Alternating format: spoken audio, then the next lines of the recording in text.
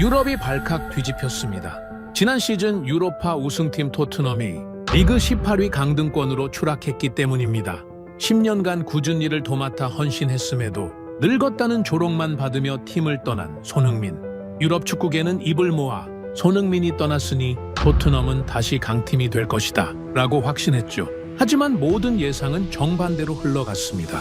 토트넘이 12경기 연속 승리를 따내지 못하며 몰락하고 있을 때 손흥민은 리그를 지배하며 팀을 5연승으로 이끌었습니다. 2부 리그 강등이 코앞으로 다가온 토트넘 팬들은 손흥민에게 돌아와달라며 애원하고 있습니다. 도대체 무슨 일이 벌어진 걸까요? 토트넘이 처참하게 몰락한 이유, 지금 시작합니다. 축구 종가 잉글랜드의 140년 명문이 강등권으로 처박혔습니다. 2026년 시즌 승수 0. 단 한 번도 이기지 못했어요. 리그 18위라는 숫자가 전광판에 뜨자마자 런던 북부가 불바다가 됐습니다. 화염병이 날아들었어요. 스카이 스포츠 방송국 로비 통유리가 폭죽 터지듯 박살이 났고 유리 파편이 대리석 바닥에 비처럼 쏟아졌습니다. 경비원들이 소화기를 끌어안고 뛰어다녔죠. 바깥에서는 수백 명의 팬들이 경찰 바리케이드를 밀어 제끼며 구단의 죽음을 선고하고 있었어요. 저는 그 광경을 2층 대기실 창문 너머로 내려다보고 있었습니다. 아서 콜린스, 스카이 풋볼 데스크 더 디베이트 메인 호스트, 영국 축구 여론의 심장을 32년째 움켜쥐고 있는 남자예요. 증조부 시절부터 4대째 토트넘 시즌권을 물려받은 집안입니다. 그 시즌권 번호를 가슴팍에 새기고 살았어요. 하지만 그날 밤 그 가슴팍이 끓어올랐습니다. 모니터에 찍힌 18위와 창밖의 화염이 번갈아 눈에 들어왔어요. 위장약통 뚜껑을 비틀어 열었습니다. 새알을 한꺼번에 입에 털어 넣었어요. 쓴맛도 못 느꼈습니다. 경기 종료 휘슬이 울린 게 불과 45분 전이었어요. 모니터 속 선수들은 고개를 푹 숙인 채 터널로 사라졌고 관중석에서는 유니폼이 찢어지는 소리가 중계 마이크를 타고 들어왔습니다. 5연패! 2026년 들어 단 한 점의 승점도 건지지 못한 팀. 그게 제가 32년간 목이 터져라 찬양해온 토트넘 호스퍼의 현주소였어요. 순위표를 볼 때마다 위장이 쥐어짜이는 것 같았습니다. 하지만 진짜 고통은 숫자가 아니었어요. 바깥에서 들려오는 팬들의 함성, 아니 포효였죠. 유리 깨지는 소리 사이로 사기꾼들 다 때려 부숴 라는 외침이 건물 벽을 뚫고 들어왔습니다. 32년 동안 이 방송국에서 수많은 위기를 넘겨왔지만 건물이 물리적으로 공격당하는 건 처음이었어요. 그때 대기실 문이 벽에 부딪힐 정도로 벌컥 열렸습니다. 리차드 소털링, 보도국 총괄국장이었어요. 60줄에 접어든 양반의 얼굴이 새파랗게 질려 있었습니다. 넥타이는 반쯤 풀어 헤쳐져 있었고 이매에는 땀이 줄줄 흘러내리고 있었어요. 리차드가 제 책상 앞까지 성큼성큼 걸어오더니 양복 깃을 움켜쥐었습니다. 방금 메인 스폰서에서 전화가 왔다. 오늘 밤 안에 이 폭동 여론 못잠 재우면 500억 다큐 계약 날린다고 했어. 침이 제 얼굴에 튀었어요. 500억. 스카이 스포츠가 토트넘과 체결 직전이던 구단 밀착 다큐멘터리 독점 중계권 규모였습니다. 리차드에게 이 계약은 단순한 사업이 아니었어요. 임원 승진이 걸린 마지막 카드였죠. 그 카드가 화염병 한 방에 날아갈 위기에 처한 겁니다. 리차드는 제 멱살에서 손을 떼더니 품속에서 구겨진 종이 뭉치를 꺼내 책상 위에 내동댕이 쳤습니다. 대본이었어요. 거기엔 이렇게 적혀 있었습니다. 강등 위기는 새 감독 투도르의 전술 적응 실패 탓. 토트넘의 진정한 희망은 미키 반더벤과 루카 부슈코비치. 저는 그 종이를 집어들었어요. 활자가 눈에 또렷이 박혔습니다. 아서, 자네 가문이 토트넘 성골이라며? 구단 얼굴에 똥칠하지 말고 오늘 밤 생방송에서 이 대본대로만 읽어. 그리고 그 빌어먹을 아시아인 이름은 단 한 글자도 꺼내선 안 돼. 리차드가 제 눈을 똑바로 들여다보며 말했습니다. 목소리가 낮고 단호했어요. 협박이었죠. 리차드가 문을 쾅 닫고 나간 뒤 대기실에 정적이 내려앉았습니다. 창밖에서는 여전히 고함과 유리 깨지는 소리가 들려왔어요.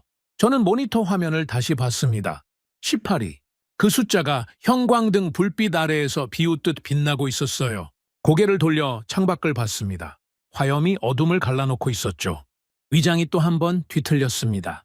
약을 씹었는데도 속이 가라앉질 않았어요. 하지만 그 순간 이상한 일이 벌어졌습니다. 분노가 차올랐어요. 화염병을 던진 팬들에게도 멱살을 잡은 리차드에게도 아닌 전혀 엉뚱한 방향으로 분노의 화살이 꽂혔습니다. 아시아인 윙어 하나 빠졌다고 140년 역사가 망할 리 없다. 제 머릿속에서 그 문장이 천둥처럼 울려 퍼졌어요. 시스템이 선수를 만드는 겁니다. 선수가 시스템을 만드는 게 아니에요. 증조부께서 그러셨죠? 위대한 구단은 어떤 선수가 와도 어떤 선수가 떠나도 굴러간다고. 4대째 내려온 그 신념이 무너질 리 없었습니다. 저는 주먹을 꽉 쥐었어요. 이건 감독의 문제야. 전술의 문제야. 떠난 놈의 문제가 아니라 스스로에게 그렇게 못 박았습니다. 못 박아야만 했어요. 의자를 박차고 일어났습니다. 후배 작가 2명이 대기실 문 앞에서 불안한 눈으로 서성이고 있었어요. 콜린스 선배, 오늘 밤은 좀 쉬시는 게. 저는 그 말이 채 끝나기도 전에 작가의 어깨를 밀쳐냈습니다. 뭘 쉬어? 지금 이 구단이, 이 리그가 흔들리는데 쉬라고. 책상 앞에 다시 앉았어요. 키보드에 손을 올렸습니다. 손가락이 떨렸지만 이를 악물고 두드리기 시작했어요. 토트넘의 미래는 떠난 아시아 윙어의 그림자가 아니라 핏줄부터 다른 젊은 백인 유망주들에게 있다. 반더벤이 수비 라인을 잡을 것이고 부슈코비치가 공격을 이끌 것이다. 발자 하나하나에 독을 품었어요. 아시아 선수의 시대가 끝났음을 선언하는 칼럼이었습니다. 핏발 선 눈으로 모니터를 노려보며 스스로를 완벽한 언론인이라 다독였어요. 칼럼을 마치고 자리에서 일어났습니다. 대기실 구석에 걸린 전신 거울 앞으로 갔어요. 거울 속 남자의 눈이 벌겋게 충혈되어 있었습니다. 넥타이가 삐뚤어져 있었어요. 양손으로 매듭을 잡아당겨 바로잡았습니다. 톰 포드 3피스 정장의 단추를 하나하나 점검했어요. 어깨를 펴고 턱을 들었습니다. 이게 아서 콜린스야. 32년 동안 한 번도 무너진 적 없는 남자. 거짓말이라 해도 좋았어요? 오늘 밤 전 영국 시청자를 상대로 이 거짓말을 완벽하게 해낼 자신이 있었습니다. 아니, 자신이 있어야만 했죠. 대기실 문을 열고 나섰습니다. 복도 형광등이 차갑게 빛나고 있었어요. 구두 뒤축이 바닥을 때리는 소리가 텅 빈 복도에 울렸습니다. 한 발, 두 발. 어깨는 꼿꼿했고 시선은 정면을 향했어요. 위장이 여전히 쓰렸지만 얼굴에는 완벽한 무표정을 새겨 넣었습니다. 스튜디오까지 남은 거리가 30m쯤 됐을까요? 갑자기 누군가가 복도 모퉁이에서 불쑥 나타나 제 앞을 막아섰습니다. 발걸음이 멈췄어요. 그 사람의 손에는 두툼한 서류 봉투가 들려 있었습니다. 동양인이었습니다. 나이는 50대 후반쯤 돼 보였어요. 검은 코트에 회색 머플러, 표정이라곤 찾아볼 수 없는 얼음장 같은 얼굴이었습니다. 한 손에 두툼한 서류 봉투를 들고 복도 한가운데를 떡하니 가로막고 서 있었어요. 저는 멈칫할 수밖에 없었습니다. 비키시죠? 생방송 5분 전입니다. 제가 먼저 입을 열었어요. 최대한 차갑게, 최대한 권위 있게.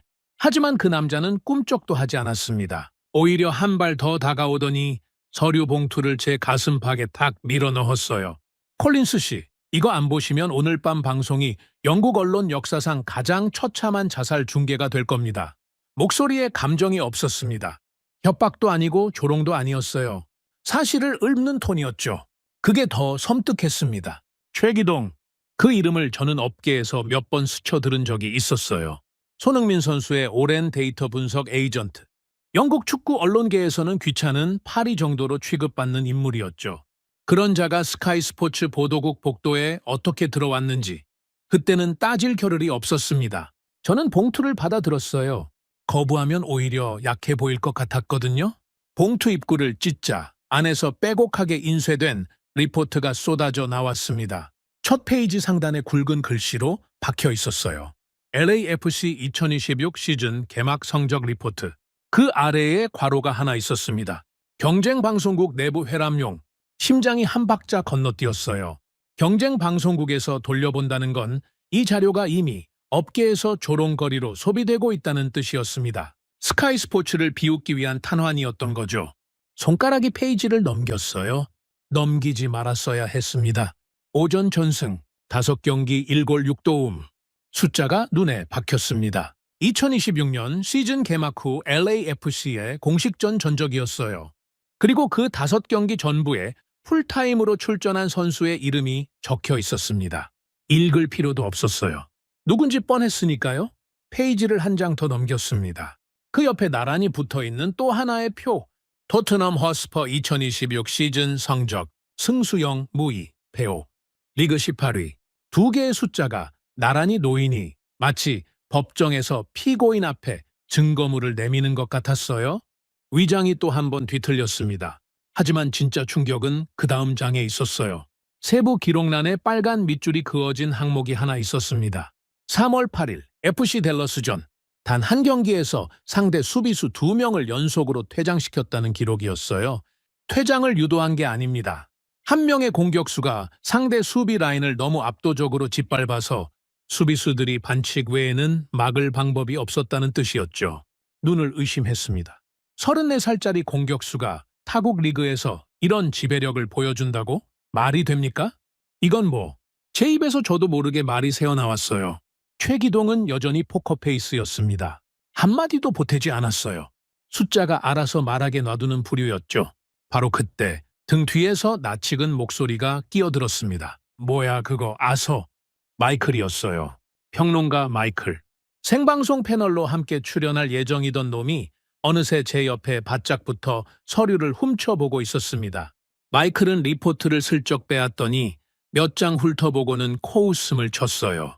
미국 동네 축구에서 약팀 상대로 찍은 뻥튀기 스탯을 들고 와서 행세야? 프리미어리그랑 비교를 하다니 웃기는 작자로군. 마이클은 리포트를 바닥에 내팽개쳤습니다. 종이가 흩어지며 복도 타일 위에 널브러졌어요. 저도 맞장구를 쳤습니다. 아니, 맞장구를 쳐야만 했어요. 프리미어리그의 수준을 미국 리그 따위랑 동급으로 놓지 마시오. 바닥에 널브러진 손흥민의 기록지를 구둣발로 거칠게 밟았습니다. 톰 포드 구두 밑창기 종이 위에 검은 자국을 남겼어요. 밟는 순간 묘한 쾌감이 들었습니다. 이렇게 밟아버리면 숫자도 사라질 것 같았거든요. 하지만 사라지지 않았습니다. 구둣발 자국 사이로 1골 6도움, 오전 전승이라는 활자가 선명하게 남아있었어요. 최기동이 그제야 입을 열었습니다. 프리미어리그 18위, 수비진 골이 어떤지 현장에서 직접 두 눈으로 보시고 나서 말씀하시죠. 돌아서는 최기동의 등이 멀어져 갔어요. 한쪽 손은 코트 주머니에 찔러 넣은 채 고개 한 번 돌리지 않았습니다. 이를 악물었어요. 보안 요원, 당장 저놈 쫓아내. 제 목소리가 텅 빈 복도에 짐승처럼 울려 퍼졌습니다. 경비원 2명이 허둥지둥 달려왔지만 최기동은 이미 엘리베이터 문 안으로 유유히 사라진 뒤였어요. 남은 건 바닥에 널브러진 서류와 제 구둣발 자국뿐이었습니다. 심호흡을 했습니다. 넥타이 매듭을 다시 조였어요. 괜찮아. 미국 리그 따위의 숫자가 뭘 증명하겠어. 스스로에게 그렇게 되뇌며 스튜디오에 들어섰습니다. 빨간 온 AR 불이 켜졌어요. 카메라 렌즈가 제 얼굴을 잡았습니다. 프롬프터에 리차드가 써준 거짓 대본이 흘러가기 시작했어요. 입을 열었습니다. 오늘 밤 토트넘의 패배는 뼈 아프지만 이것은 새 감독 체제의 과도기적 진통일 뿐입니다. 우리에게는 반더벤이라는 최고의 수비수가 있고 부슈코비치라는 미래가. 혀가 꼬였습니다. 갑자기요? 아무 이유 없이 혀끝이 굳어버렸어요. 모니터 옆 바닥에 구겨진 리포트 한 장이 구둣발 자국제 눈에 들어왔기 때문이었습니다. 누가 주워서 앵커석 근처에 던져놓은 건지 하필 제 시야 끝에 걸렸어요. 오전 전승, 1골 6도움, 퇴장 유도의. 그 숫자들이 프롬프터 글자 위에 겹쳐 보이기 시작했습니다. 입이 멈췄어요. 이 초의 침묵이 생방송에서 얼마나 치명적인지 32년 경력의 앵커인 제가 모를 리 없었죠. 억지로 웃었습니다. 잠시 실례하겠습니다. 물컵을 들어 한 모금 마셨어요. 손이 미세하게 떨렸지만 카메라가 잡지 못할 정도이길 빌었습니다. 어찌어찌 방송을 끝냈어요. 클로징 멘트를 뱉자마자 마이크를 꺼내 던지듯 내려놓았습니다. 앵커석에서 일어나는 순간 무릎이 후들거렸어요. 대기실로 돌아와 문을 잠그고 책상에 엎드렸습니다. 이마가 차가운 나무 표면에 닿았어요. 식은 땀이 등줄기를 타고 흘러내렸습니다. 눈을 감으면 숫자가 보였어요. 0과 5. 토트넘의 승수와 LAFC의 승수가 천장에 나란히 떠있는 것 같았습니다. 강등권과 전승. 같은 시간, 같은 세계에서 벌어지고 있는 두 개의 현실이었어요. 한쪽에서는 화염병이 날아다니고 다른 한쪽에서는 34, 살짜리 아시아인이 상대 수비수 2명을 퇴장시키며 경기장을 지배하고 있었습니다. 부정하고 싶었어요. 미국 리그의 수준이 낮은 거라고, 약팀을 상대로 뻥튀기 한 거라고, 그렇게 결론을 내리면 편했을 겁니다. 하지만 가슴 한가운데서 뭔가가 꿈틀거렸어요. 32년 경력의 촉이었습니다. 이 숫자는 가짜가 아니라고 촉이 경고하고 있었어요. 베개에 얼굴을 파묻었습니다. 잠이 오지 않았어요. 새벽 3시, 4시, 5시 시계 초침 소리가 심장 박동처럼 울렸습니다. 뒤척일 때마다 구두발로 밟았던 그 종이의 촉감이 발바닥에 되살아났어요. 밟아 뭉갰는데도 선명했던 글자들. 1골 6도움, 오전 전승, 퇴장 유도 2. 지워지질 않았습니다.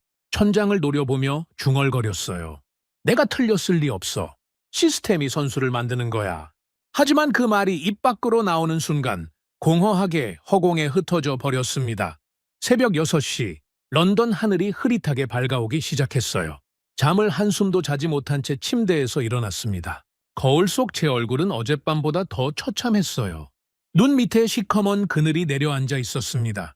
그런데 이상하게도 가만히 앉아 있을 수가 없었어요. 무언가를 직접 확인하지 않으면 이 밤이 끝나지 않을 것 같은 그런 강박이 온몸을 죄어왔습니다. 코트를 집어들었어요. 트렌치코트 깃을 세우고 모자를 눌러 썼습니다. 향한 곳은 런던 외곽이었어요. 토트넘 훈련장은 런던 북부 외곽 엔필드 근처에 있었습니다. 새벽 안개가 철조망 위에 걸려 있었어요. 숨을 내쉴 때마다 하얀 입김이 피어올랐죠. 저는 트렌치코트 깃을 더 세우고 모자챙을 눈 아래까지 끌어내렸습니다. 32년 동안 앵커석에서 구단을 논했지. 이렇게 철조망 뒤에 몸을 숨기고 훈련장을 엿본 적은 단 한 번도 없었어요. 기자도 아니고 팬도 아닌 정체불명의 침입자처럼 쭈그려 앉아 있으니 자존심이 바닥을 긁었습니다. 하지만 돌아갈 수 없었어요. 어젯밤 숫자들이 눈앞에서 사라지지 않았거든요. 직접 봐야 했습니다. 이 구단이 정말로 무너지고 있는 건지, 아니면 제 불면증이 만들어낸 망상인 건지. 오전 훈련 시작 시간은 10시였어요. 15분 전부터 선수들이 하나둘 그라운드로 나왔습니다. 이고르 투도르 감독이 전술판을 들고 중앙에 섰어요. 목소리가 철조망 너머까지 들려왔습니다. 전방 압박, 수비 라인 강형 유지, 볼 소유 시 3초 안에 전진 패스. 기본 중에 기본이었죠. 프리미어리그 감독이라면 첫 주에 잡아야 할 골격이에요. 그런데 선수들의 반응이 이상했습니다. 아니, 반응이 없었어요. 투도르가 전술 지시를 내리는 동안 수비 라인 절반이 고개를 숙이고 휴대폰을 만지작거리고 있었습니다. 미드필더 2명은 아예 잔디밭에 드러누워 하늘을 올려다보며 낄낄대고 있었어요. 훈련이 아니었습니다. 소풍이었죠. 투도르가 호각을 불었어요. 미니게임 형식의 전술 훈련이 시작됐습니다. 공이 굴러가는데 아무도 쫓아가지 않았어요. 전방 압박은커녕 걸음걸이 자체가 산책하는 노인네 수준이었습니다. 투도르가 소리를 질렀어요. 얼굴이 벌겋게 달아올라 있었습니다. 하지만 선수들은 감독의 고함을 바람소리쯤으로 흘려보내고 있었어요. 태업이었습니다. 대놓고 노골적으로 감독의 권위를 짓밟는 집단 태업. 저는 철조망 틈으로 그 광경을 지켜보며 주먹을 꽉 쥐었어요. 이게 프리미어리그 구단의 훈련이라고? 동네 조기축구보다 못한 꼴이었습니다. 그때 시선이 훈련장 구석으로 끌려갔어요. 미키 반더벤이었습니다. 제가 생방송에서 목이 터져라 찬양했던 바로 그 이름. 토트넘의 미래, 유럽 최고의 수비수 원석. 이 구단이 강등을 면할 유일한 희망이라고 수백만 시청자 앞에서 단언했던 선수였죠. 반더벤은 훈련에 참여하지 않고 있었어요. 그라운드 구석, 장비, 창고 옆 그늘에 혼자 서서 휴대폰을 귀에 대고 있었습니다. 목소리가 작았지만 새벽 공기가 워낙 고요해서 파편적으로 들려왔어요. 바르셀로나, 이정료, 개인 조건. 그 단어들이 안개 사이를 뚫고 제 귀에 꽂혔습니다. 심장이 쿵 내려앉았어요. 설마. 고개를 빼고 더 가까이 다가갔습니다. 반더벤의 입꼬리가 올라가 있었어요. 웃고 있었습니다. 팀이 강등권에 처박혀 있고 팬들이 화염병을 던지고 감독이 목이 쉬도록 소리를 지르는 이 순간에 이자는 딴 팀 에이전트와 통화하면서 웃고 있었던 겁니다. 등골이 서늘해졌어요. 이건 배신이었습니다. 아무리 좋게 포장해도 배신 외에 다른 이름을 붙일 수 없었어요.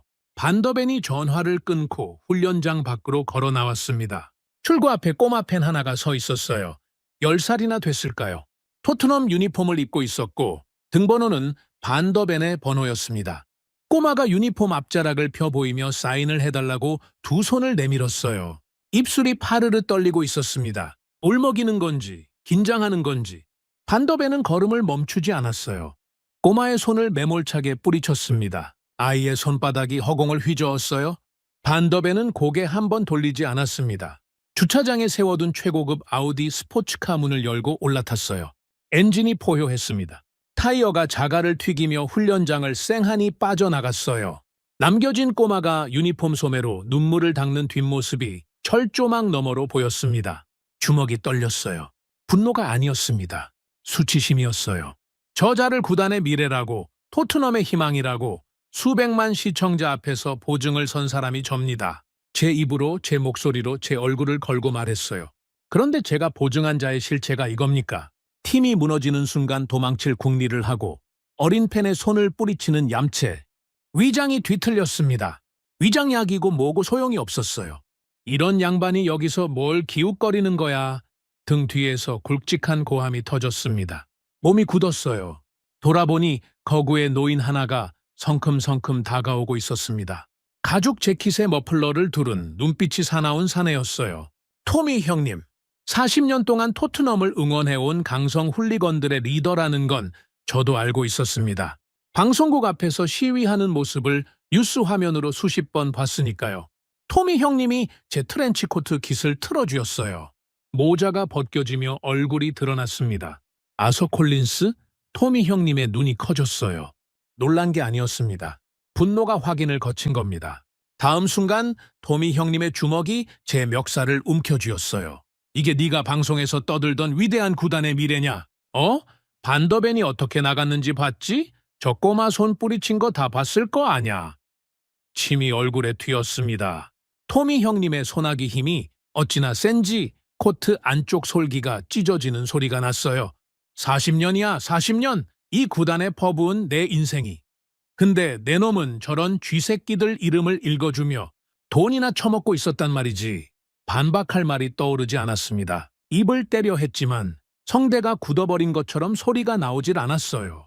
이 양반 좀 놔주시오. 낮고 차분한 목소리가 끼어들었습니다. 토미 형님이 고개를 돌렸어요. 작업복 차림의 동양인 남자가 다가오고 있었습니다. 박동철. 런던 생활 30년 차, 토트넘 경기장 잔디 및 시설 관리 반장이었어요. 저는 이 사람의 이름을 알고 있었지만 마주 앉아 대화를 나눠본 적은 한 번도 없었습니다. 앵커석에서 바라보는 잔디밭과 그 잔디를 무릎 꿇고 깎는 사람의 세계는 만날 일이 없었으니까요. 박동철이 제 앞에 멈춰 섰습니다. 작업복에 흙이 묻어 있었고 손등에는 풀 자국이 남아 있었어요. 콜린스 씨, 저기 장비 창고 보이시죠? 박동철이 훈련장 한 구석을 가리켰어요. 녹슨 철제 창고 문이 반쯤 열려 있었습니다. 저 안에 아직도 손 선수 개인 장비가 몇 개 남아 있어요. 구단에서 처분하라고 했는데 차마 못 버렸습니다. 박동철의 목소리엔 감정이 실려 있지 않았어요. 담담했습니다. 하지만 그 담담함이 오히려 날카로웠죠. 계산기만 두드리다 우리 구단의 진짜 피 흘리던 심장을 걷어찬 대가요. 이게 박동철이 텅 빈 훈련장을 천천히 둘러보았습니다. 바람에 쓰레기가 굴러다니고 있었어요. 저 잔디 깎은 지 20년이 넘었습니다. 손 선수가 뛸 때는 경기 끝나고 잔디를 보면 알았어요. 혼자 2명 몫을 뛰었으니 발자국이 미드필드까지 찍혀 있었거든요. 계약서에 적힌 숫자로 뛰는 선수들하고는 발자국 깊이가 달랐습니다. 반박하려 입을 열었습니다. 시스템이 선수를 만든다는 말이 혀끝까지 올라왔어요. 하지만 눈앞의 풍경이 그 말을 삼켜버렸습니다. 쓰레기가 흩날리는 텅 빈 그라운드. 아무도 남지 않은 훈련장. 감독의 지시를 개무시하고 드러누워 낄낄거리던 선수들. 꼬마 팬의 손을 뿌리치고 스포츠카를 몰고 사라진 반더벤. 입이 열리지 않았어요. 할 말이 없었습니다. 32년 동안 마이크 앞에서 한 번도 말문이 막힌 적 없더나서 콜린스가 런던 외곽 훈련장 철조망 앞에서 번거리가 돼 버렸습니다. 그때 훈련장 입구 쪽에서 웅성거리는 소리가 들려왔어요. 팬 수십 명이 몰려오고 있었습니다. 누군가 제 얼굴을 알아봤어요. 아서 콜린스 아냐? 스카이 스포츠 그 양반, 손가락질이 시작됐습니다. 저 자식이 반더벤 띄우느라 생난리를 쳤잖아. 야유가 쏟아졌어요. 욕설이 섞인 고함이 등 뒤를 때렸습니다. 고개를 들 수 없었어요. 트렌치코트 기세 얼굴을 파묻고 고개를 푹 숙였습니다. 걸음이 빨라졌어요. 거의 뛰다시피 철조망을 따라 걸었습니다. 등 뒤에서 터지는 야유와 조롱이 총알처럼 등짝에 박혔어요. 도망치는 거였습니다. 32년 경력의 메인 앵커가 팬들의 고함 앞에서 쥐새끼처럼 도망치고 있었어요. 차에 올라타 문을 잠그고 나서야 손이 핸들 위에서 덜덜 떨리는 걸 느꼈습니다. 백미러에 비친 제 얼굴이 낯설었어요. 핏발 선눈, 벌겋게 달아오른 볼, 삐뚤어진 넥타이. 어제 저녁 거울 앞에서 꼿꼿이 세웠던 어깨는 온데간데 없었습니다. 엔진을 켜지 못한 채 한참을 앉아 있었어요. 머릿속에서 박동철의 말이 맴돌았습니다. 계산기만 두드리다 진짜 심장을 걷어찬 데까 주먹으로 핸들을 내리쳤어요. 한 번, 두 번. 경적이 울렸지만 신경 쓸 여유가 없었습니다. 마침내 엔진을 걸고 훈련장을 빠져나왔어요. 런던 시내로 향하는 길 위에서 한 가지 이름이 자꾸만 떠올랐습니다. 지울 수 없었어요. 런던 시내로 돌아온 건 오후 2시쯤이었습니다. 곧장 집으로 가지 않았어요. 갈 수가 없었습니다. 훈련장에서 본 광경이 눈꺼풀 안쪽에 찍혀서 지워지질 않았거든요. 핸들을 잡은 채 한참을 시내를 돌다가 결국 전화기를 꺼내 들었어요. 두 사람에게 연락을 했습니다. 엘레나, 영국 최고의 독립축구 통계기관 수석 과학자, 그리고 마이클, 어젯밤 복도에서 리포트를 바닥에 내팽개쳤던 바로 그 평론가. 만남 장소는 런던 뒷골목의 허름한 펍으로 잡았어요. 방송국 근처는 안 됐습니다. 리차드의 눈이 사방에 깔려 있었으니까요. 펍 문을 밀고 들어갔을 때 엘레나가 먼저 와 있었습니다. 구석 자리에 앉아 노트북을 펼쳐놓은 채 맥주도 주문하지 않고 화면만 들여다보고 있었어요. 30대 중반, 금발 단발의 뿔테 안경. 학회에서 몇 번 마주친 적 있었지만 제대로 대화를 나눈 건 이번이 처음이었습니다. 엘레나는 업계에서 데이터의 사신이라 불렸어요. 숫자로 한번 결론을 내리면 그 앞에서 살아남은 논리가 없다는 뜻이었죠. 솔직히 불러놓고도 긴장됐습니다. 마이클이 10분 늦게 도착했어요. 문을 열자마자 인상을 찌푸렸습니다. 이런 구석탱이까지 불러낸 이유가 뭐야? 아서 의자를 거칠게 빼고 앉으며 맥주를 시켰어요. 저는 두 사람 사이에 앉았습니다. 엘레나를 부른 이유는 단순했어요. 어젯밤 최기동이 던지고 간 리포트의 숫자들, 그리고 오늘 아침 훈련장에서 목격한 참상. 이 두 가지가 맞물리면서 머릿속에 하나의 질문이 박혀버렸거든요. 정말로 시스템이 선수를 만든 겁니까? 아니면 선수가 시스템을 떠받치고 있었던 겁니까? 이 질문에 답을 줄 수 있는 사람은 영국에서 엘레나밖에 없었습니다. 보여드리죠. 엘레나가 노트북을 돌려 제 앞에 놓았어요. 화면에 거대한 히트맵이 펼쳐졌습니다. 지난 5년간 프리미어리그 전체 선수의 경기 중 이동 궤적을 AI로 분석한 결과물이었어요. 빨간색이 짙을수록 활동량이 높은 구간이었습니다. 2021년부터 2025년까지 토트넘 수비진의 커버 영역을 보세요. 엘레나가 화면을 확대했어요. 수비 라인 뒤쪽에 비정상적으로 넓은 빨간 띠가 있었습니다. 이 구간, 당시 분석팀에서는 기계적 버그로 처리했어요. 센서 오류라고 결론 내렸죠. 저도 처음엔 그렇게 생각했습니다. 엘레나가 안경을 밀어 올리며 저를 똑바로 쳐다봤어요. 버그가 아니었습니다. 화면이 전환됐어요. 동일한 히트맵 위에 한 선수의 개인 이동 궤적만 분리해서 덮어 씌운 영상이었습니다. 노란색 선이 미드필드부터 수비 라인 뒤쪽까지 미친 듯이 오가고 있었어요. 공격수의 궤적이 아니었습니다. 중앙 미드필더, 아니 수비형 미드필더의 그것이었죠. 그런데 이 궤적의 주인은 공격수였어요. 등번호 7번, 손흥민이었습니다. 공격수가 왜 이 구간을 뛰고 있는 겁니까? 제 입에서 저도 모르게 질문이 튀어나왔어요. 엘레나가 고개를 끄덕였습니다. 그게 핵심이에요. 손흥민은 경기당 평균 12.3km를 뛰었습니다. 프리미어리그 공격수 평균이 9.8km예요. 2.5km를 초과한 거리가 전부 수비 커버에 투입됐어요. 혼자서 2명분의 수비 공백을 메우고 있었던 겁니다. 숫자가 머리를 때렸어요. 2.5km. 단순한 거리가 아니었습니다. 매 경기 90분 동안 공격수가 자기 본분 위에 수비수의 짐까지 짊어지고 뛰었다는 뜻이었어요. 엘레나가 화면을 한 번 더 넘겼습니다. 그리고 이건 산소 소모량 비교 그래프입니다. 손흥민의 후반 45분 산소 소모량이 같은 포지션 선수 평균의 1.8배에 달했어요. 심장이 터질 수준으로 뛰었다는 겁니다. 엘레나가 화면 위에 빨간 점 하나를 가리켰어요. 보세요. 반더벤이 수비를 잘했다고 평가받던 구간들 전부 이 노란 선과 겹쳐요. 반더벤이 안정적으로 서 있을 수 있었던 건 그 앞에서 누군가가 미친 듯이 쫓아다니며 공백을 메워줬기 때문이에요. 반더벤의 수비력이 아니었습니다. 손흥민의 희생이었어요. 됐어! 마이클이 맥주잔을 탁재 내리꽂으며 벌떡 일어났습니다. 맥주가 출렁여 테이블 위로 넘쳤어요. 이게 다 아시아 자본이 뒷돈을 먹여서 조작한 가짜 데이터라는 건 나도 안다고. AI 히트맵 웃기는 소리 하지 마. 돈 주면 알고리즘 따위야 얼마든지 조작할 수 있어. 마이클이 거품을 물고 고함을 질렀어요. 펍 안에 다른 손님 몇 명이 고개를 돌렸습니다. 엘레나는 미동도 하지 않았어요.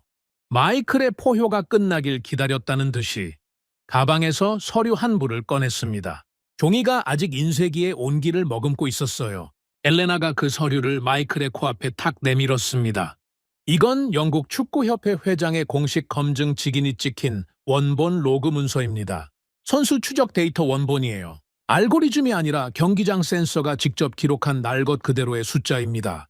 FA 직인이 찍혀 있으니 조작이라고 주장하시려면 영국 축구협회를 상대로 소송을 거시면 되겠네요.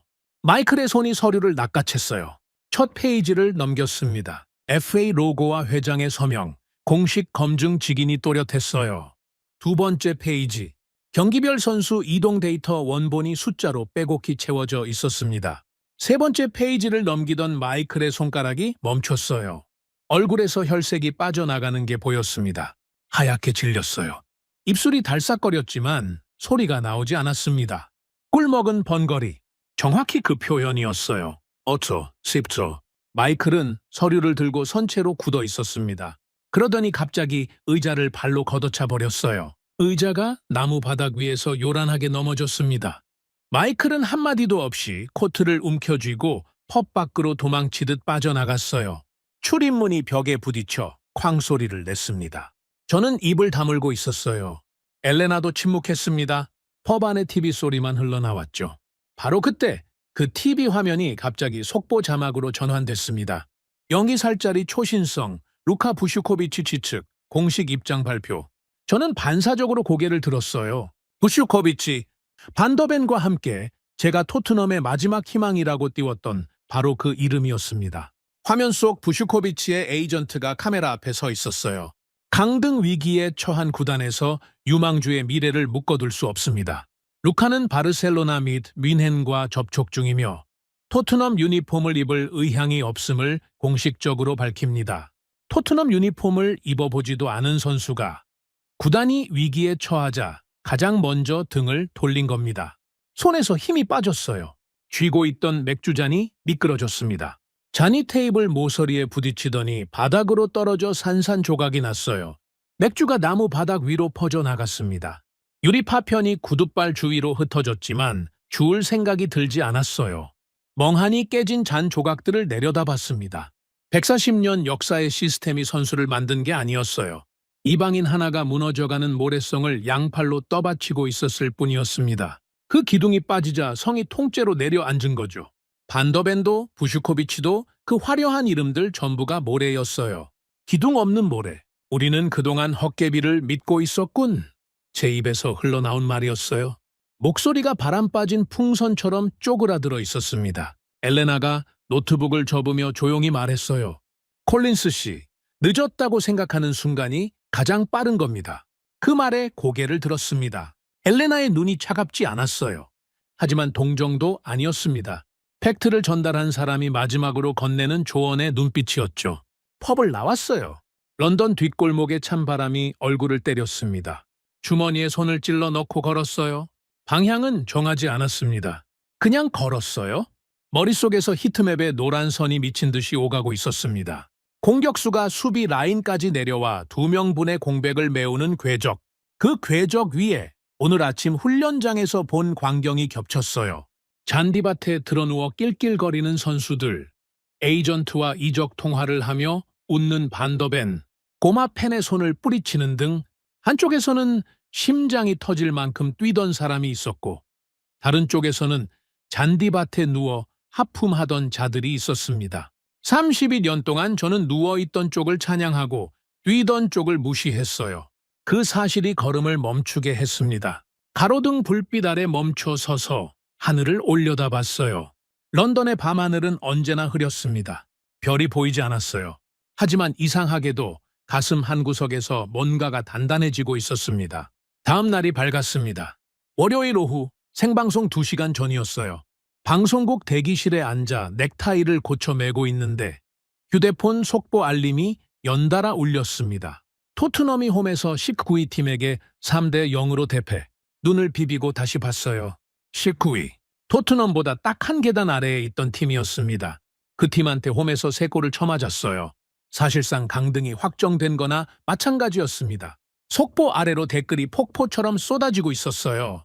욕설과 조롱이 뒤섞인 글자들이 화면을 빠르게 밀어 올렸습니다. 휴대폰을 엎어놓았어요. 더 볼 수가 없었습니다. 위장약통을 열었어요. 2알 남아 있었습니다. 전부 입에 털어넣고 물도 없이 씹었어요. 쓴맛이 혀뿌리를 타고 목구멍까지 내려갔습니다.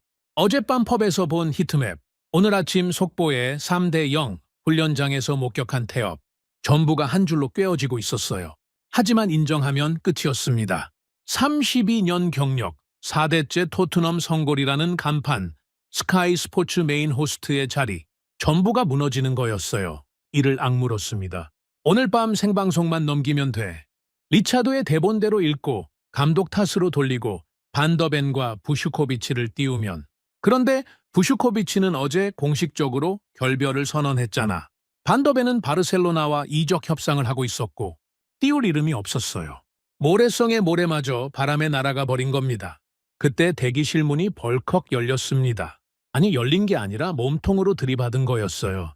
사내 하나가 비틀거리며 안으로 쓰러져 들어왔습니다. 코트가 찢어져 있었고 왼쪽 눈두덩이가 퉁퉁 부어 있었어요. 입술이 터져 피가 턱을 타고 흘러내리고 있었습니다. 저는 벌떡 일어났어요. 사내가 고개를 들었습니다. 제임스, 투도르 감독 밑에서 며칠 전 부임한 수석 전술 코치였어요. 면식은 있었지만 깊은 대화를 나눈 적은 없었습니다. 이 사람이 왜 이 꼴로 여기에 나타난 겁니까? 제임스가 뒤돌아 문을 걸어 잠갔습니다. 자물쇠를 돌리는 손이 사시나무처럼 떨리고 있었어요. 콜린스 씨, 시간이 없습니다. 목소리가 갈라져 있었어요. 제임스가 코트 안주머니에서 뭔가를 꺼냈습니다. USB 하나였어요. 검은색 플라스틱 케이스에 금이가 있었고 피가 묻어 있었습니다. 제임스의 피인지 다른 누구의 피인지는 모르겠어요. 제임스가 그 USB를 제 책상 위에 내리꽂았습니다. 탁 하는 소리가 대기실에 울렸어요. 이게 뭡니까? 제가 물었습니다. 제임스가 의자에 쓰러지듯 앉으며 입을 열었어요. 토머스 회장의 VIP룸 도청 파일입니다. 어제 밤 경기 직후에 녹음된 거예요. 심장이 멈추는 것 같았습니다. VIP룸. 토트넘 경기장 최상층에 위치한 구단 수뇌부만 출입하는 밀실이었어요. 외부인은 물론이고 코칭 스태프조차 함부로 발을 들일 수 없는 곳이죠. 어떻게 이걸... 저도 목숨을 걸었습니다. 제임스가 부은 눈으로 저를 올려다봤어요. 투도르 감독이 경기 후 항의하러 VIP룸에 올라갔다가 쫓겨났어요. 저는 감독 뒤에 서 있었습니다. 문이 닫히기 전에 녹음기를 선반 뒤에 밀어 넣었어요. 오늘 새벽에 회수하러 갔다가 보안 요원한테 걸렸습니다. 이 꼴이 그래서 난 겁니다. 제임스의 터진 입술에서 다시 피가 배어나왔어요. USB를 집어들었습니다. 손가락이 떨렸어요. 대기실 한쪽에 놓인 낡은 노트북에 USB를 꽂았습니다. 음성 파일이 하나 떴어요. 재생 버튼을 눌렀습니다. 잡음 섞인 소리가 흘러나왔어요. 잔이 부딪히는 소리, 웃음소리, 그리고 남자의 목소리. 토머스 회장이었습니다. 그 목소리를 알아보는데 1초도 걸리지 않았어요. 수십 번 인터뷰를 했으니까요. 동양인 셔츠 판매원 하나 나간 걸로 유난 떨지 마. 어차피 저놈은 유니폼 한 장이라도 더 팔아먹으려고 데려온 거였어. 싼 놈들로 때워. 낄낄거리는 웃음소리가 이어졌습니다. 한 명이 아니었어요. 여러 명이 함께 웃고 있었습니다. 위장이 뒤집혔어요. 셔츠 판매원. 7년 동안 구단을 위해 뛰었던 선수를 셔츠 판매원이라고 불렀습니다. 주먹이 떨렸어요. 하지만 음성은 거기서 끝나지 않았습니다. 강등되면 부슈코비치, 이정료 똥값 되니까 당장 헐값에라도 팔아치워. 어차피 이 구단은 장사판이야. 감정 갖고 축구하는 놈들은 다 바보지. 토머스 회장의 목소리가 대기실 스피커를 타고 벽에 부딪혀 울렸습니다. 장사판. 이 구단은 장사판이야. 그 한마디가 머리를 관통했어요. 4대째 피로 사랑한 구단이었습니다. 증조 할아버지가 첫 시즌권을 끊은 이후로 100년 넘게 콜린스 가문의 종교였어요. 매주 일요일 경기장에 가는 게 예배였고 유니폼이 성이었고 선수들이 성자였습니다. 그 종교가, 그 성전이 수뇌부에게는 현금 인출기에 불과했던 겁니다. 선수의 피와 땀, 팬들의 눈물과 함성, 전부가 대차대조표 위의 숫자였어요. 눈이 뜨거워졌습니다. 참으려 했어요. 32년 동안 카메라 앞에서 한 번도 눈물을 보인 적 없는 남자였으니까요. 하지만 참을 수 없었습니다. 목 안쪽에서 뜨거운 것이 치밀어 올랐어요. 얼굴을 두 손으로 감쌌습니다. 어깨가 떨렸어요. 소리를 죽였지만 숨이 끊기듯 터져 나왔습니다. 피를 토하듯 오열했어요. 제임스가 자리에서 일어나 대기실 반대편으로 조용히 물러났습니다. 아무 말도 하지 않았어요. 그저 얼굴을 돌렸을 뿐이었습니다. 그 순간 휴대폰이 울렸어요. 문자 한 통이었습니다. 발신자 이름을 보고 숨이 멎었어요. 윌리엄 콜린스, 제 아들이었습니다. 4대째 토트넘 골수팬, 유소년 축구팀 코치, 콜린스 가문의 다음 세대. 문자를 열었어요. 사진 한 장이 먼저 떴습니다. 사직서였어요. 토트넘 유소년 아카데미 코치 윌리엄 콜린스의 사직서. 그런데 사진 속 사직서가 온전한 형태가 아니었습니다. 양손으로 갈기갈기 찢어버린 흔적이었어요.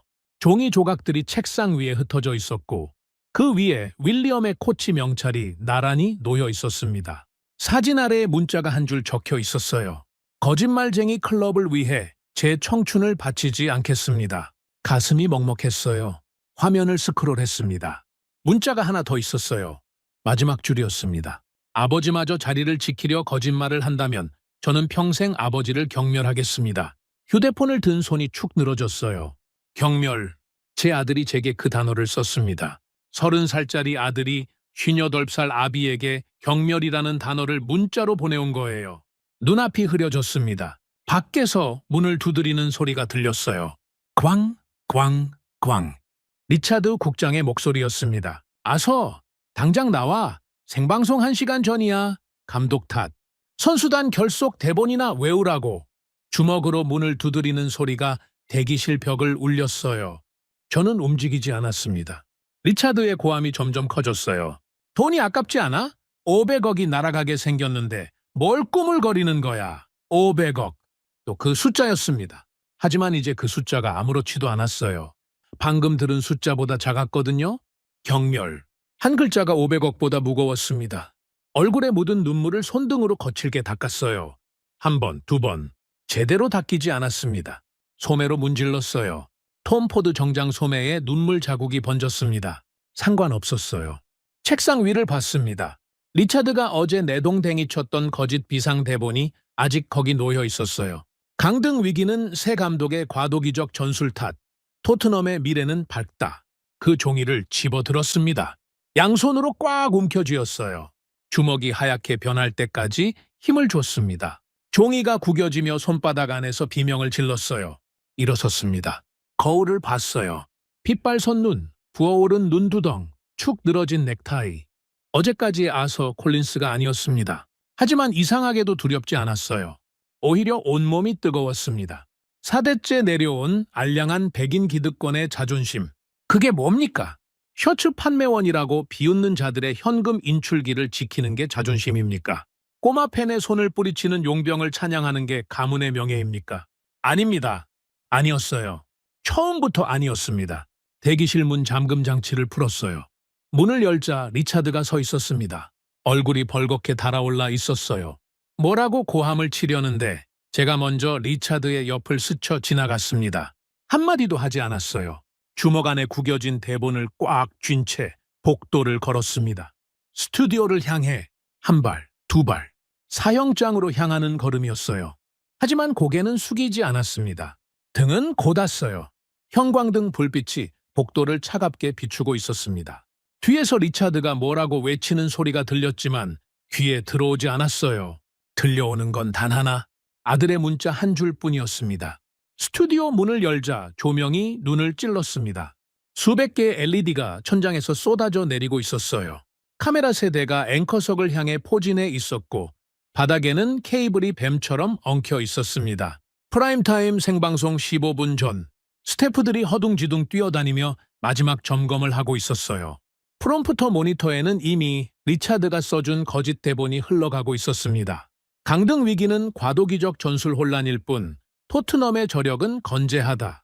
글자 하나하나가 구역질 나게 선명했어요. 앵커석에 앉았습니다. 마이크를 옷깃에 꽂는 스태프의 손길이 느껴졌어요. 이어피스를 귀에 끼웠습니다. 부조정실에서 리차드의 목소리가 들려왔어요. 아서 딱 대본대로만 읽어. 감정 섞지 마. 23분 분량이야. 끝나면 스폰서 광고 들어간다. 알겠지? 대답하지 않았습니다. 이어피스 너머로 리차드가 혀를 차는 소리가 들렸어요. 상관없었습니다. 오른손에 두꺼운 볼펜 하나를 쥐고 있었어요. 왼손에는 주머니 안에서 구겨진 대본을 움켜쥐고 있었죠. 심장이 미친 듯이 뛰었습니다. 하지만 손은 더 이상 떨리지 않았어요. 카운트다운이 시작됐습니다. 5, 4, 3, 2, 1. 빨간 on AIR 불이 켜졌어요. 카메라 렌즈가 제 얼굴을 잡았습니다. 수백만 명의 영국인이 저를 보고 있었어요. 일요일 프라임타임. 시청률이 가장 높은 시간대였습니다. 프롬프터의 첫 문장이 떠올랐어요. 안녕하십니까. 더 디베이트의 아서 콜린스입니다. 오늘 밤은 토트넘의 현 상황과 재건 전략에 대해. 글자가 천천히 올라갔습니다. 입을 열어야 했어요. 하지만 입이 열리지 않았습니다. 3초가 지났어요. 생방송에서 3초의 침묵은 방송사고입니다. 카메라 뒤에서 플로어 디렉터가 손을 미친 듯이 흔들었어요. 큐 사인이었죠. 이어피스에서 리차드의 쉰 목소리가 터졌습니다. 읽어.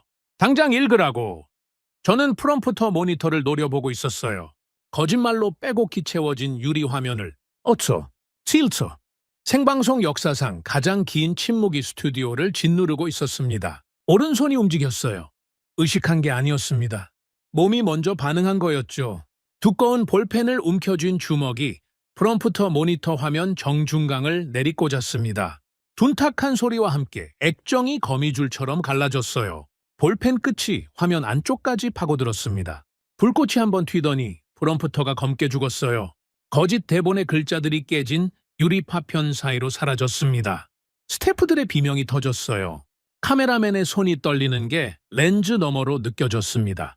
멈추지 않았어요. 앵커석 위에 놓여있던 큐시트 종이 뭉치를 양손으로 움켜쥐었습니다. 두꺼운 종이 다발이었어요. 양손에 힘을 줬습니다. 종이가 비명을 지르며 찢어졌어요. 한 번, 두 번, 세 번. 처참하게 갈기갈기 찢어낸 종이 조각들을 스튜디오 허공에 흩뿌렸습니다. 하얀 종이 파편이 조명 불빛 아래에서 눈처럼 내렸어요. 카메라 세대가 전부 제 얼굴을 잡고 있었습니다. 수백만 명이 이 장면을 보고 있다는 걸 알았어요. 상관없었습니다. 이어피스에서 리차드의 절규가 폭발했습니다. 미쳤어. 당장 방송 끊어. 스폰서 광고 틀어버려. 지금 당장.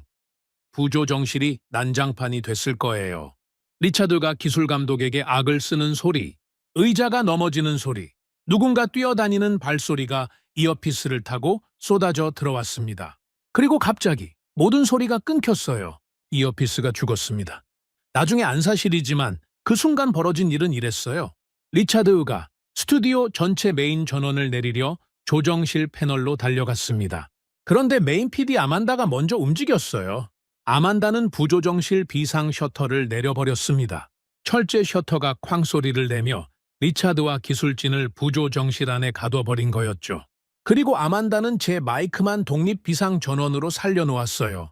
스튜디오의 다른 모든 장비는 꺼졌지만 카메라 한 대와 제 마이크만 살아있었습니다. 아만다의 판단이었어요. 그 깡다구 덕분에 제 목소리가 영국 전역에 끊기지 않고 송출될 수 있었습니다. 아만다의 지시가 떨어졌어요. 스태프 한 명이 스튜디오 대형 스크린 전원을 수동으로 올렸습니다. 화면이 켜졌어요. 왼쪽에 토트넘의 2026 시즌 성적표가 떴습니다. 승수 0, 무 2, 패 5. 리그 18위. 오른쪽에는 LAFC의 시즌 성적이 나란히 떴어요. 오전 전승 손흥민 1골 6도움. 두 숫자가 거대한 스크린 위에서 나란히 빛나고 있었습니다. 같은 시간, 같은 세계에서 벌어진 두 개의 현실이 수백만 시청자의 눈앞에 펼쳐진 거예요. 카메라 렌즈를 똑바로 봤습니다. 빨간 불이 켜져 있었어요. 살아 있었습니다. 숨을 깊이 들이마셨어요. 그리고 입을 열었습니다. 140년 역사가 선수를 만든 겁니까? 제 목소리가 스튜디오에 울렸어요. 텅 빈 관객석 의자들이 그 소리를 받아 되돌려 보냈습니다. 아닙니다. 우리가 만든 건 아무것도 없었어요. 동양에서 온 청년 하나가 썩어가는 구단을 혼자서 떠받치고 있었을 뿐입니다. 목이 메었어요. 하지만 멈추지 않았습니다. 공격수가 수비 라인까지 내려와 2명분의 공백을 메우고 있었어요. 매 경기 90분 동안 심장이 터질 만큼 뛰었습니다. 그 희생 덕분에 우리 수비수들이 제자리에 서 있을 수 있었던 거예요? 그런데 우리는 그걸 시스템의 힘이라고 불렀습니다. 위대한 구단의 전통이라고 자화자찬했어요.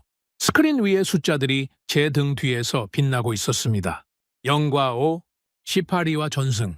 그 청년이 떠나자 시스템은 단 한 번도 이기지 못했습니다. 한 번도요? 반더벤은 바르셀로나에 전화를 걸고 있었어요. 부슈코비치는 유니폼도 입어보지 않고 등을 돌렸습니다. 구단 수뇌부는 그 선수를 셔츠 판매원이라고 불렀어요. 7년 동안 피를 흘린 사람을요. 주먹이 앵커석을 내리쳤습니다. 쿵 하는 소리가 마이크를 타고 나갔어요. 위대한 시스템이란 없었습니다. 처음부터 없었어요. 내가 틀렸습니다. 우리가 완벽하게 틀렸습니다. 목이 찢어지는 것 같았어요. 마지막 문장을 내뱉는 순간 눈에서 뜨거운 것이 흘러내렸습니다. 카메라가 그걸 잡았을 겁니다. 수백만 명이 봤을 거예요. 상관없었습니다. 32년 만에 처음으로 진실을 말한 거였으니까요. 화면이 꺼졌습니다. 송출이 강제 종료됐어요. 리차드가 결국 비상 셔터를 뜯어내고 메인 전원을 내린 거였죠. 스튜디오가 암흑에 잠겼습니다. 비상등만 희미하게 깜빡이고 있었어요. 그 어둠 속에서 스튜디오 문이 박살나는 소리가 들렸습니다. 리차드였어요. 비상등 불빛 아래로 리차드의 얼굴이 드러났습니다. 핏발이 선 눈, 일그러진 입, 목까지 차오른 분노. 리차드가 저에게 성큼성큼 다가오더니 오른손이 허공을 갈랐어요. 뺨을 갈긴 겁니다. 뼈가 울렸어요. 고개가 옆으로 꺾였습니다. 입안에서 피맛이 났어요. 리차드가 주머니에서 종이 2장을 꺼내 제 얼굴 앞에 집어 던졌습니다. 하나는 해고 통지서였어요.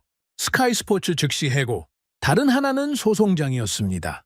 방송사고에 대한 100억 원대 손해배상 청구서. 종이가 가슴에 부딪히더니 바닥으로 떨어졌어요. 리차드가 이를 갈며 내뱉었습니다. 32년 짬밥이 고작 이거냐 아서. 넌 끝이야. 이 업계에서 영원히 끝이야. 리차드가 돌아섰습니다. 구두 뒤축이 바닥을 때리는 소리가 멀어져 갔어요. 스튜디오에 혼자 남았습니다. 비상등 불빛이 깜빡거렸어요. 바닥에는 제가 찢어뿌린 큐시트 조각들이 흩어져 있었고 프롬프터 모니터는 박살난 채 불꽃 냄새를 풍기고 있었습니다. 뺨이 얼얼했어요. 하지만 이상하게도 통증이 아니었습니다. 시원했어요. 오랫동안 막혀있던 것이 터져나간 뒤에 그 텅 빈 시원함이었습니다. 바닥에 떨어진 해고 통지서를 내려다봤어요. 춥지 않았습니다. 다음 날 아침 눈을 떴을 때 저는 자택 소파 위에 있었습니다. 어젯밤 어떻게 집까지 왔는지 기억이 또렷하지 않았어요. 택시를 탔던 것 같기도 하고 걸어왔던 것 같기도 하고 확실한 건 옷도 갈아입지 않은 채 소파에 쓰러졌다는 것뿐이었어요. 톰 포드 정장이 구겨질 대로 구겨져 있었고 뺨은 아직도 얼얼했습니다. 휴대폰을 집어들었어요. 알림이 300개가 넘게 쌓여 있었습니다. 그중 첫 번째 알림을 눌렀어요. 소셜미디어 속보였습니다. 아서 콜린스의 생방송 폭로 영상, 업로드 12시간 만에 1억 뷰 돌파. 눈을 비비고 다시 봤어요. 1억이었습니다. 해시태그가 하나 걸려 있었어요. We were wrong. 우리가 틀렸다. 그 해시태그가 전 세계 트렌드 1위를 찍고 있었습니다. 영국, 미국, 독일, 스페인, 한국 어디를 눌러도 그 해시태그가 올라와 있었어요. 제가 어젯밤 앵커석에서 토해낸 말들이 잠자는 사이에 대서양을 건너고 태평양을 건넜던 겁니다. 소파에서 일어나 TV를 켰어요. 경쟁 방송국 채널이었습니다. 화면에 낯익은 얼굴이 떠 있었어요. 게리, 프리미어리그 레전드이자 경쟁 방송국의 간판 스타였죠. 저와는 20년 넘게 라이벌 관계였습니다. 방송국이 다르니 직접 부딪힐 일은 없었지만 서로의 발언을 의식하며 견제해 온 사이였어요. 그 게리가 지금 제 영상을 자기 생방송에서 틀고 있었습니다. 프롬프터를 박살내는 장면, 큐시트를 찢어 뿌리는 장면, 카메라를 노려보며 외치는 장면, 전부 다요. 게리가 영상 재생을 멈추더니 카메라를 똑바로 봤습니다. 표정이 굳어 있었어요. 그러더니 갑자기 앵커석 위에 놓인 큐시트를 집어들었어요. 한 손으로 종이를 뒤집어 엎었습니다. 큐시트가 바닥에 떨어졌어요. 아서 콜린스의 말에 전적으로 동의합니다. 게리의 목소리가 단호했어요. 우리는 틀렸습니다. 나도 틀렸어요. 프리미어리그 레전드라는 타이틀 뒤에 숨어서 보고 싶은 것만 보고 듣고 싶은 것만 들었습니다. 아시아에서 온 선수 한 명이 이 리그에서 무엇을 했는지 우리는 제대로 평가한 적이 단 한 번도 없었어요. TV 화면 속 게리의 눈이 붉어져 있었습니다. 숨이 막혔어요. 게리마저 20년 라이벌이 자기 방송에서 큐시트를 엎으며 제 편에 선 겁니다. 두 전설의 폭로가 동시에 터지자 민심은 걷잡을 수 없이 들끓었어요. 오전 10시 스카이 스포츠 최고 경영진이 긴급 이사회를 소집했다는 속보가 떴습니다. 회의는 단 1시간 만에 끝났어요. 결론은 간단했습니다. 토트넘과의 500억 원 규모 구단 밀착 다큐멘터리 독점 계약 전면 백지화. 기업 이미지 타격이 너무 컸던 거예요. 어젯밤 제가 생방송에서 터트린 폭탄이 방송국 자체를 흔들어 버렸으니 거기에 토트넘이라는 이름을 엮어둘 수 없었겠죠. 리차드가 목숨처럼 매달렸던 그 계약이 이사회 결의 한 줄로 증발해 버렸습니다. 주식시장 개장과 동시에 토트넘 클럽 상장 주식이 곤두박질쳤어요. 개장 30분 만에 23% 폭락. 메인 스폰서 세 곳이 줄줄이 계약 파기를 통보했습니다. 첫 번째 스폰서가 빠져나간 건 오전 11시, 두 번째는 전고, 세 번째는 오후 1시였어요. 도미노가 1시간 간격으로 무너졌습니다. 방송국 대기실에서 위장약을 씹으며 벌벌 떨던 게 불과 이틀 전이었는데 그때 지키려고 발악했던 것들이 전부 모래처럼 흩어져 내리고 있었어요. 오후가 되자 런던 한복판이 전쟁터로 변했습니다. 수만 명의 성난 팬들이 토트넘 경기장 앞에 집결했어요. 트랙터가 동원됐습니다. 쇠사슬이 경기장 정문 철제 게이트에 감겼어요. 팬들이 쇠사슬 끝을 트랙터에 연결하고 엔진을 걸었습니다. 게이트가 비명을 지르며 뒤틀렸어요. 경찰이 바리케이드를 쳤지만 인파의 물결을 막기엔 역부족이었습니다. TV 헬기가 상공에서 촬영하고 있었어요. 화면에 잡힌 경기장 일대는 아수라장 그 자체였습니다. 연기, 함성, 사이렌. 2026년 3월의 런던은 축구가 아니라 전쟁을 하고 있었어요. 사태가 국가적 망신으로 번지자 영국 하원 스포츠위원회가 움직였습니다. 오후 3시 토트넘 구단 본사에 수사관들이 들이닥쳤어요. 재무조작 및 횡령 혐의 기습 압수수색이었습니다. 수사관들이 상자째 서류를 실어 나르는 장면이 생중계됐어요.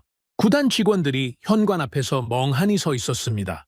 140년 명문이 국가수사기관에 털리는 장면을 전 세계가 지켜봤어요. 구단이 파산 위기에 몰리자 가장 먼저 움직인 자는 반더벤이었습니다. 즉각 공식 이적 요청서를 제출했어요. 그리고 다음 날 훈련에 나오지 않았습니다. 무당열근이었죠. 훈련장 잔디를 밟을 의사조차 없다는 뜻이었어요. 부슈코비치 측도 움직였습니다. 에이전트가 성명서를 냈어요. 토트넘에는 일부 리그의 미래가 없다. 루카는 스페인으로 향한다. 성명서 끝에 감사의 말 한 줄조차 없었습니다. 유니폼도 입어보지 않은 자가 구단이 쓰러지는 순간 가장 먼저 등을 돌린 거예요. 훈련장에서 봤던 반더벤의 모습이 겹쳤습니다. 꼬마 팬의 손을 뿌리치고 스포츠카를 몰던 뒷모습. 결국 제가 목이 터져라 외쳤던 구단의 미래들은 전부 이런 자들이었어요. 저녁이 되자 토머스 회장이 움직였습니다. 경기장 옥상에 전용 헬기가 대기하고 있었어요. 야반도주였습니다. 압수수색을 피해 해외로 빠져나가려는 거였죠. 헬기 프로펠러가 돌아가기 시작했어요. 하지만 토머스 회장은 헬기에 타지 못했습니다. 옥상으로 올라가는 비상계단 문을 누군가가 안쪽에서 부수고 올라왔거든요. 토미 형님이었습니다. 40년 골수팬의 눈에 불이 붙어 있었어요. 토미 형님 뒤로 팬 수십 명이 쏟아져 나왔습니다. 바리케이드를 뚫고 경비원을 밀쳐내고 비상계단 12층을 올라온 거였어요. 토미 형님이 토머스 회장의 코트 깃을 움켜쥐었습니다. 어딜 도망치는 거야? 이 쥐새끼야. 회장의 몸이 헬기 쪽에서 끌려 나왔어요. 프로펠러 바람에 코트가 펄럭였습니다. 팬들이 회장을 에워쌌어요. 헬기 앞에서 멱살을 잡힌 토머스 회장의 굴욕적인 모습이 헬기 상공의 TV 카메라에 고스란히 찍혔습니다. 그 영상이 전 세계에 타전됐어요. 밤이 깊어가며 영국 축구협회가 긴급 성명을 발표했습니다. 프리미어리그 전 구단의 스카우팅 및 선수 평가 시스템을 원점에서 재검토하겠다는 내용이었어요.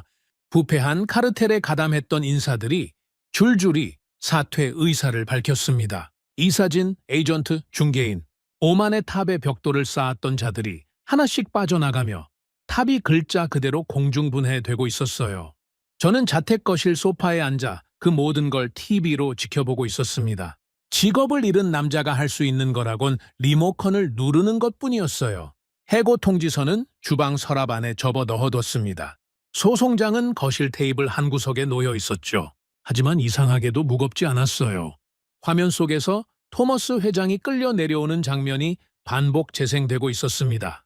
셔츠 판매원이라고 낄낄대던 그 입이 이제는 벌벌 떨며 변호사를 찾고 있었어요. 500억 계약은 증발했고 주가는 바닥을 쳤고 선수들은 도망쳤고 본사는 털렸습니다. 제가 쏘아올린 공이었어요. 프롬프터를 박살내고 큐시트를 찢고 카메라 앞에서 외친 그 한마디가 이 모든 걸 무너뜨린 기폭제였습니다.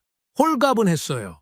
32년 동안 어깨 위에 얹혀있던 돌덩이가 굴러떨어진 느낌이었습니다. TV를 끄고 창밖을 봤어요. 런던의 밤하늘은 여전히 흐렸습니다. 하지만 어젯밤과는 달랐어요. 화염병의 불빛이 아니라 가로등의 불빛이 거리를 비추고 있었습니다. 3월 10일 화요일 오전이었습니다. 잠을 설친 채 새벽부터 방송국에서 가져온 짐을 정리하고 있었어요. 골판지 상자 2개에 32 연치 흔적을 쑤셔 넣는 작업이었죠. 더 디베이트 초대 메인 호스트 위촉장, 방송 공로상 트로피 3개, 리차드와 찍은 송년회 사진, 하나하나 상자에 넣을 때마다 손끝에서 시간이 부서지는 느낌이 들었어요. 트로피를 신문지로 감싸는데 문득 트로피 받침대에 새겨진 글자가 눈에 들어왔습니다. 영국 축구 언론의 양심, 아서 콜린스에게 양심, 코스미 나왔어요.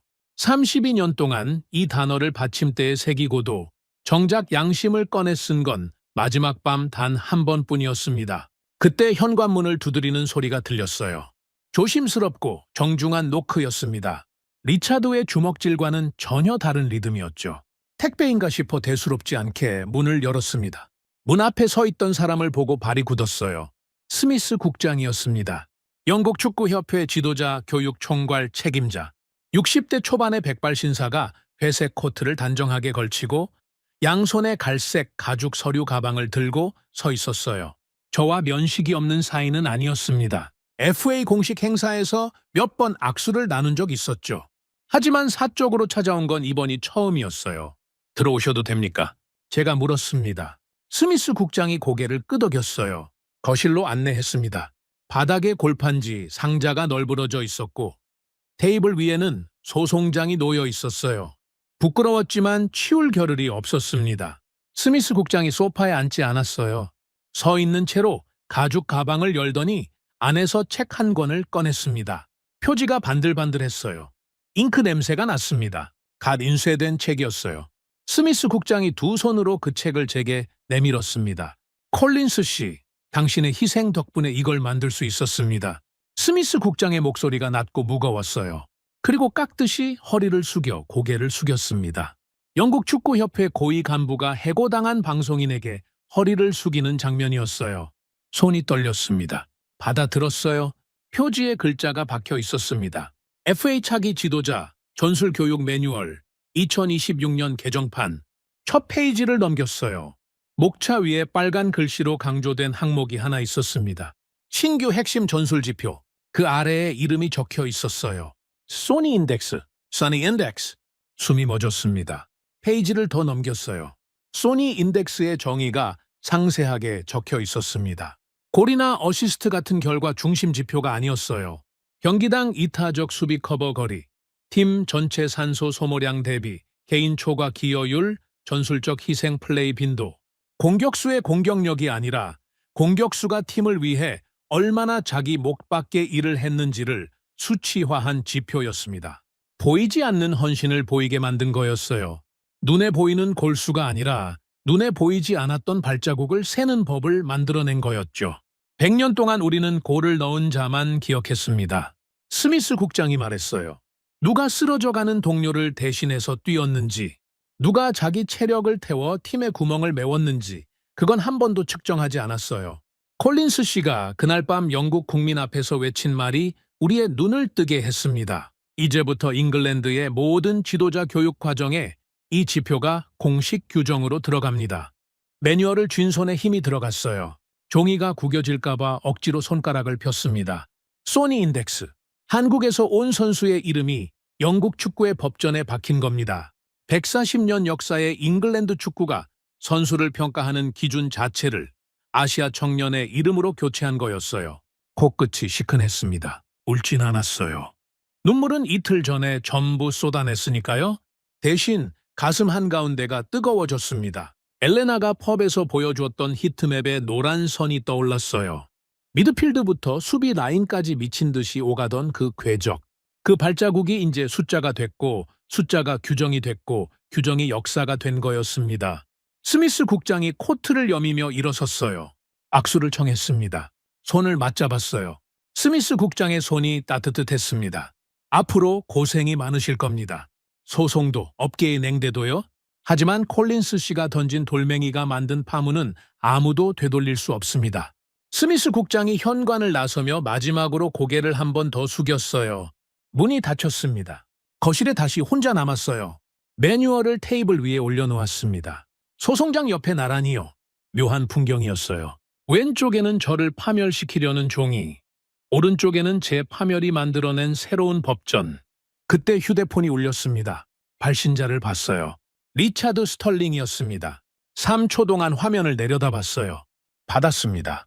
리차드의 목소리가 전과 완전히 달랐어요. 이틀 전 멱살을 잡고 악을 쓰던 그 목소리가 아니었습니다. 떨리고 있었어요. 쥐어짜는 듯한 톤이었습니다. 아서, 나 리차드야. 다큐 계약 파기 책임을 지고 경영진에서 잘렸어. 후임자가 당장 시청률 복구하라고 난리야. 아서, 제발 돌아와. 내 자리를 다시 만들어줄게. 조건은 네가 정해. 예발. 애원이었습니다. 500억을 지키려고 제 멱살을 잡던 자가 자기 자리를 지키려고 이번엔 무릎을 꿇고 있었어요. 입꼬리가 올라갔습니다. 웃음이 아니었어요. 쓴맛이었죠. 히카데오. 제가 입을 열었습니다. 그 썩은 샴페인이나 혼자 다 처마시게 전화를 끊었어요. 1초의 망설임도 없었습니다.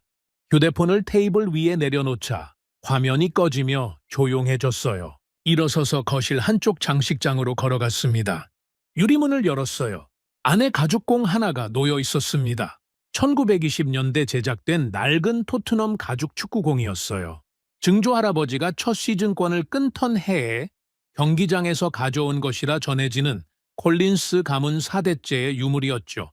매일 아침 먼지를 닦아가며 모셔뒀어요. 공을 집어들었습니다. 가죽이 낡아 갈라져 있었고 실밥이 풀려 있었어요. 한때는 이 공이 제 신앙의 상징이었습니다. 하지만 이제는 아무것도 느껴지지 않았어요. 주방으로 걸어가 쓰레기통 뚜껑을 열었습니다. 공을 깊숙이 밀어 넣었어요. 뚜껑을 닫았습니다. 덜컹 하는 소리가 울렸어요. 다시 거실로 돌아왔습니다. 소파 밑에서 봉투 하나를 꺼냈어요. 어제 윌리엄이 보내온 택배였습니다. 문자 한 줄만 붙어 있었죠. 아버지가 갖고 계시는 게 맞을 것 같습니다. 봉투를 열자 안에서 축구화 한 켤레가 나왔어요. 투박하고 낡고 진흙과 흙먼지가 잔뜩 묻어 있었습니다. 윌리엄이 훈련장 장비 창고 구석에서 주워온 거였어요. 박동철이 참아 버리지 못하고 남겨뒀다던 바로 그것이었습니다. 축구화를 두 손으로 들어 올렸어요. 가벼웠습니다. 하지만 그 가벼움 속에 담긴 무게는 장식장의 가죽 공과는 비교가 되지 않았어요. 이 축구화를 신고 뛴 사람은 경기당 12.3km를 달렸습니다. 공격수이면서 수비 라인까지 내려가 2명분의 공백을 메웠어요. 심장이 터질 만큼 뛰었고 그래도 한 번도 불평하지 않았죠. 구단 수뇌부가 셔츠 판매원이라 비웃을 때도 팬들이 당연하게 여기며 아무런 감사도 하지 않을 때도 묵묵히 잔디를 밟았습니다. 축구화 밑창에 남은 진흙이 그 증거였어요.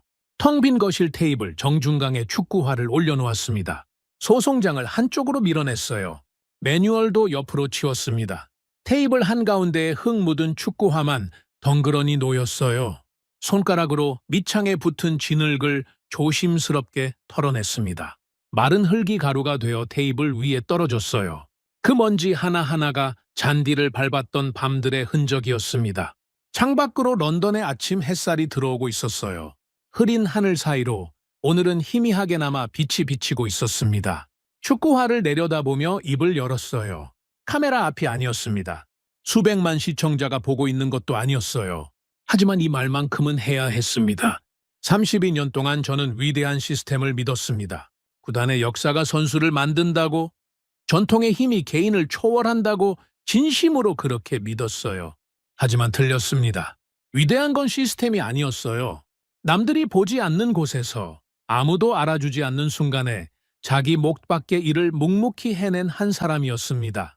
그 사람의 이름이 이제 이 나라 축구의 새로운 기준이 됐어요. 그게 제가 32년 만에 배운 단 하나의 진실입니다. 흙 묻은 축구화 위로 아침 햇살이 내려앉았습니다. 오늘 이야기 어떠셨나요? 다음 영상에서 더욱 감동적인 우리 한민족의 이야기로 찾아뵙겠습니다. 여러분 시청해 주셔서 감사합니다. 좋은 하루 되십시오.